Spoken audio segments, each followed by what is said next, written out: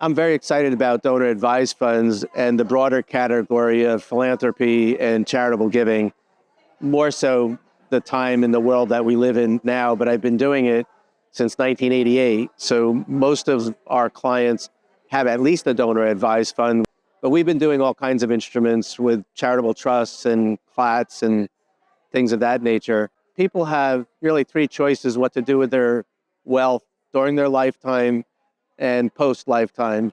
And that is, they can give it to a human being, they can give it to a charity, or they can give it to the IRS. 96% of the high net worth through our studies and our experience is they want to know what they can do philanthropically and how could they benefit from that. It's a door opener to talking about something that everybody's afraid to talk about or doesn't talk about. It's like, how do I prepare for my estate? Where do I get buried? You know, they'd rather talk about transforming someone's life or some organization that they really care about.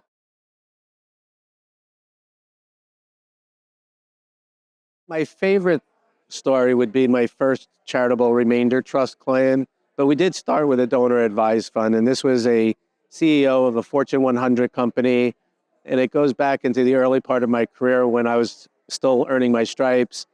And he had a complex situation. He had a lot of real estate. He had two oceanfront duplexes, and half of it was owned by his brother and half of it was owned by him. So it was a split interest to put into, they both wanted to do the charitable remainder trust after they had already done a small donor advised fund, but that got the conversation going. So we did introduce them to charitable trust planning, and we told them how this was going to accomplish a lot for them, and it wouldn't disinherit their kids because of the way we structured it. And then that led through the years, they gave inter vivos. They did give to their nephews and their children and so forth. And then when they had exhausted that, they still wanted to do more. But what really put the icing on the cake for him is his donor advised fund became utilized by his charitable remainder trust. We did the same thing with his charitable instrument. We made an advanced gift rather than waiting till he passed, and about 1.5 million of it went into the donor advised fund. And the greatest joy I saw on his face was his ability to fund the first chapel on his college university.